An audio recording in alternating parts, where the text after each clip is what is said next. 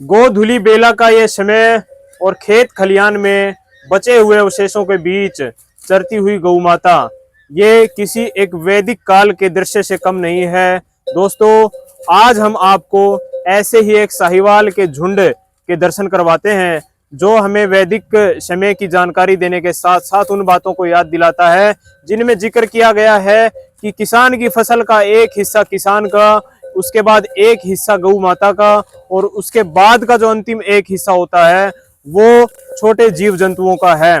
यहाँ पर आप देख सकते हैं ये जो सामने जो गाय हैं इतनी शांति से आनंद से धान की फसल के बाद जो बचे हुए अवशेष होते हैं उनको चरकर अपना पेट भर रही हैं।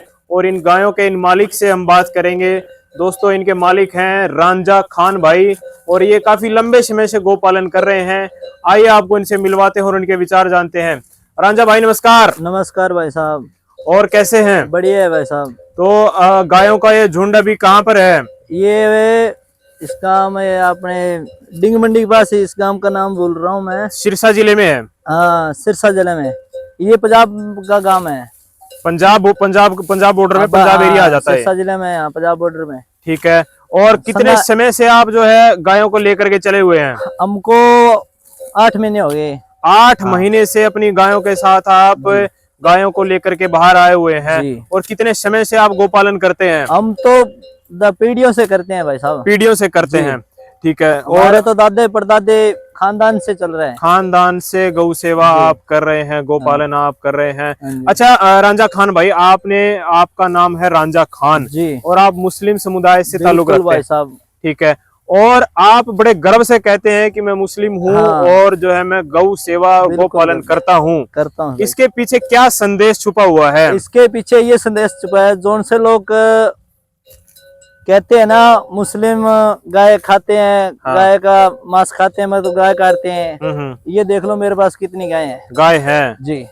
तो जो है मुस्लिम समाज में ऐसे ऐसे लोग भी हैं जो गऊ को सेवा करते हैं, गऊ का पालन करते हैं और उनके बीच में रहते हैं जी। तो रांझा भाई आप ये बताइए कि ये जो झुंड है ये कौन सी गायों का है? ये राठी और साहिवाल गायों का ये झुंड है, ठीक है। और इसमें लगभग आपके पास कितनी गायें हैं? ये भाई सब 200 गायें हैं। 200 गायें हैं जी। एक झुंड है ना, ये 200 गाय का है, ठीक है। अच्छा, अगर हम इसकी मेंटेनेंस की बात करेंगे तो आपके पास 200 गाय है लगभग। तो 200 गायों को आप साल भर चराते हैं कि कैसे करते हैं? हम एक साल में 8-9 महीने बाहर चराते हैं। 3 महीने इनको हमारे घर से ही खिलाते हैं, ठीक है। 3 महीने घर से खिलाते हैं। कैसे ये राड़ियाँ है ना, ये इसका हम स्टॉक बनाने लग रहे हैं। अच्छा जी, ठीक है। इसका स्टॉक बनाने लग रहे हैं। कैसे कोई आपके जो बिजनेस करते हैं उनको हम 150 रुपया 250 रुपया कुंटल इस राड़िया का देते हैं, ठीक है। फिर जाके हमारा स्टॉक होता है। क्यों, हम तो इंसान थोड़े हैं, थोड़े बंदे हैं, हम तो हमारे इनकी देख रेख करते हैं, ठीक है। फिर 3 महीना का इनको जुगाड़ करते हैं। नीरा होया, कैसे मूंगफली का, ग्वार का, ये साड़े में हम ये डालेंगे, ठीक है। 20 दिनों बाद में हम इनको घर पर ले जाएंगे ना, फिर ग्वार का, मूंगफलियों का नीरा डालेंगे, ठीक है। अच्छा, इसके अलावा मैं एक बात और जानना चाहूंगा, जो ये गाय हैं तो ये लगभग मैं देख पा रहा हूँ या तो ड्राई पीरियड में है और या फिर बछड़ियां हैं। हाँ, ज्यादा बछड़ियां। तो जो ब्याह जाती हैं गाय, जो दूध देने वाली गाय होती हैं, उनको आप घर पर रखते हैं? हाँ, घर पर रखते हैं भाई, घर पर रखते हैं। तो कितने टाइम तक वो घर पर रहेंगी जो ब्याह जाती है? वो कितने दूध दें, मतलब 5 महीने, 6 महीने, 7 महीने, साल के लगभग। अच्छा, 1 साल के लगभग। जब तक वो दूध देगी वो तब तक खूंटे पर रहेगी। तो दूध से हटने के बाद उसको आप बाहर जो घुमाते हैं और बाहर चराते हैं। अब कई गाय है ना हमारी, मतलब 8-9 महीने 10 महीने दूध देती है ना, जो वो ब्याने वाली हो जाती है, क्या बना, उसको फिर हम अपने आप से छोड़ते हैं। क्यों, फिर आगे दूध नहीं देती अगले ब्याह तक, ठीक है जी। अच्छा, जैसे आपने 200 गायों का बताया, तो इसमें अगर बचत की बात करें तो आमदनी के क्या क्या साधन हैं? आमदनी भाई साहब, इसको तो आपकी मेहनत चलेगी, ठीक है। ऐसे नहीं है हम जो दिहाड़ी मजदूरी रख ले, वो देख रेखा नहीं करेंगे, ठीक है। आप खुद देख रेख करोगे तो बचत ही बचत है भाई साहब। बचत ही बचत है। साल के 10-12 लाख रुपए आराम से हम 3-4 लाख का जुगाड़ भी रेड़ाएंगे इनके लिए, तो भी हमारे को छोड़ जाती है, ठीक है। तो अगर इंसान खुद से मेहनत करे तो साल में मेहनत आपकी है, 10-12-15 लाख रुपए बचा देते हैं जी। आपकी मेहनत करनी पड़ेगी भाई साहब। ऐसे नहीं है आप और काम लग जाएं तो इनकी देख रेख नहीं करेंगे। ठीक है, देखना आपको ही पड़ेगा। ठीक है।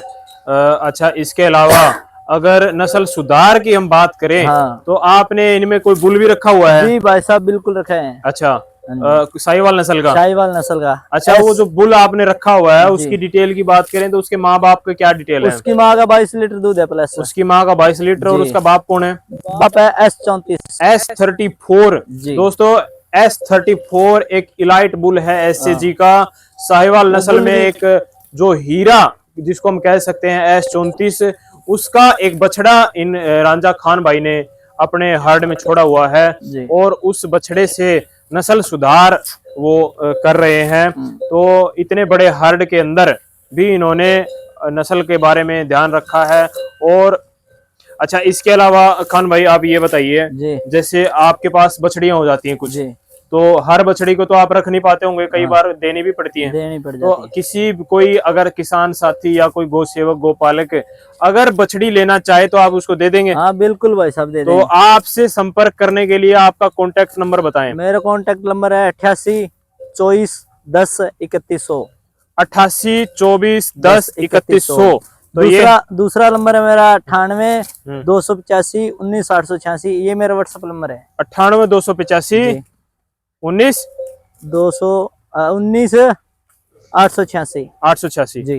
ठीक है, तो ये दो संपर्क सूत्र हैं रांझा भाई के। अच्छा, इसके अलावा दोस्तों देख सकते हैं रांझा खान भाई हैं, मुस्लिम समाज से ताल्लुक रखते हैं, लेकिन जो भारतीय संस्कृति है, भारतीय विचार है, वो इनके रग रग में बसे हुए हैं। कई पीढ़ी से गौ सेवा कर रहे हैं, गौ पालन करते हैं, इसी के सहारे इनकी आजीविका का। हम यहाँ इनको खेतों में बिठाएंगे ना, हम इनके पास ही सोएंगे। अच्छा जी। ठीक है, तो इनके साथ ही रहेंगे आप? रात की बात है, गाय आप शरीर में गुलने लग गई। हाँ हाँ। मार से मेरे पैर पर पैर रखा था।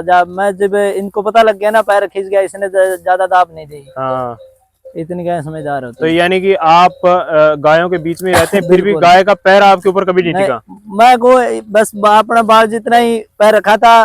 जब इसको मालूम चल गया ना यहाँ हमारा पाली सोयर है, इसने पैर नहीं रखा था। पैर नहीं रखा। आप शरीर में बीच पे कैसे बाजारों में डट्टे बीच जाते हैं ना, हाँ, उस हिसाब से। तो गाय लड़ रही थी और जैसे ही उनको मालूम पड़ा कि हमारा पाड़ी है, मामूली सा पैर मेरे ऊपर खींच गया था। अच्छा। हाँ, तो उसी टाइम आपका पैर नहीं रखा? नहीं रखा। ठीक है, तो गाय तो समझदार होती बिल्कुल ही है। समझदार होती है भाई साहब। इनको तो हम आवाज लगाएंगे ना, सारी अब चल पड़ेगी। अच्छा जी। एक आवाज पर? एक आवाज पर। एक आवाज पर सभी गाय 100-200 गाय? सभी सभी। अच्छा। हाँ, कैसे ये बैठी है ना, अब तो चरने लग रही है, कैसे बैठी हुई है ना, हम जिसे इधर जाने लग रही है, हम आगे टिप गए ना, हमारे पीछे चल पड़ेगी। अच्छा, बुलाने की लोड़ नहीं है, आवाज लगाने की लोड़ भी नहीं है। ठीक है जी। और अच्छा रांझा भाई, आप थोड़े से अपने ऐतिहासिक बातों को जरूर बताएं। आपने जैसे पिछली वीडियो में जिक्र किया था कि आप के जो पूर्वज थे जी, वो कहाँ से संबंध रखते थे? पूर्वज तो पीछे पाकिस्तान से आए थे। पाकिस्तान से आए थे? पाकिस्तान में किस क्षेत्र से? ये इतना मैं मालूम करा नहीं। अच्छा जी, मैं ज्यादा करके अनपढ़ हूँ, बाहर भी रहता हूँ। अच्छा अच्छा। जी। तो आपने बलूचिस्तान वाला एरिया का कुछ हम जिक्र किया था? बलूचिस्तान से आए थे, बलोच हैं हम। अच्छा, बलोच। हाँ, हमारे दादों के दादे आए थे। माड़ी माड़ी सुनने में आती है। अच्छा अच्छा जी, हमारे बड़े बुजुर्ग तो चल वैसे। अच्छा। हाँ हाँ, तो आपने जैसा अपने बुजुर्गों से सुना वो ये था कि आप जो बलूचिस्तान से बलोच समुदाय से आप संबंध रखते हैं। जी। और आप बलूचिस्तान से आपकी जो है पीढ़ी जुड़ी हुई। जब हम मुसलमान हैं, जो मुसलमान भी जाति बहुत होती हैं, जब हम बलोच हैं, आए बलूचिस्तान से। अच्छा अच्छा, तो वहां से आप जो है आए हैं। ठीक है। हाँ। अच्छा, जो ये गायों का झुंड है जी, तो दोस्तों देख सकते हैं यहाँ पर एक आनंद का अनुभव हो रहा है। फसल के बचे हुए जो अवशेष हैं उनको ये गायें चर रही हैं और अपना पेट भर रही हैं। इनमें तो अच्छा, इसके अलावा एक और बात हम करते हैं, जैसे आप बाहर घुमाने लेके जाते हैं गायों को, तो कोई समस्याओं का सामना भी करना पड़ता है? भाई साहब ज्यादा करके करना पड़ता है सामना। कैसे, क्या क्या मुख्य बहुत जिम्मेदार है, जो ये खाली पड़ा खेत है, इसमें भी नहीं चराने देते। अच्छा। अब कोई जिम्मेदार तो बुला के लेते हैं, भाई हमारे खेत में चराओ। अच्छा। गौओं को मूत्र करेगी, गोबर करेगी, पवित्र धरती होती है। अच्छा। बहुत से लोग ऐसे पड़े हैं यार, बहुत से लोग ऐसे हैं तो खाली जगह से नहीं जाने देते। जगह से भी नहीं जाने देते, उसमें भी ऐतराज करते हैं। जी, इब सवेरे की इस जगह में है ना, ये कौन से जिम्मेदार का खेत है, 400 गाय यहाँ पेट भरेगी। हाँ, 400 गाय पेट भरेंगी। कौन से जिम्मेदार है, खाली पड़ा है तो पेट भरने दो गाँवों का। ये क्या करेंगे जिम्मेदार भाई, रेतों में मिलाएंगे या इसको आग लगा देंगे। ठीक है। इनमें देख कितनी गाय पेट भरेगी। तो गाय पेट भरेंगी और उसका जो पुण्य का जो फल है वो जिम्मेदार को मिलेगा। वो जरूर। गाय गोबर भी करती है, सब कुछ करती है, खाद भी लगती है। ये तो आपका किस्मत का खाएगी। वैसे भी ये इब्रारिया है, ये जिम्मेदार आपकी लोडमंद का तो काट ले गया। हाँ हाँ, इसको ही माटी में मिलाना है या आग लगाएगा। ठीक है। हाँ, इस लोडमंद इस चीज की लोड इनको है। तो ये जो है हिस्सा है, ये गायों का, पशुओं का, जानवरों का, जीव जंतुओं का जो बचा हुआ है वो है। जो वेदों में इस बात का जिक्र मिलता है कि जो किसान की जो फसल होती है उसमें से ऊपर का हिस्सा होता है किसान का, उससे वो जो है बेचकर अपना घर चलाता है, घर के लिए पालन करता है। उसके बाद जो हिस्सा होता है वो होता है पशुओं का, गऊओं का और चरने वाले एनिमल्स का।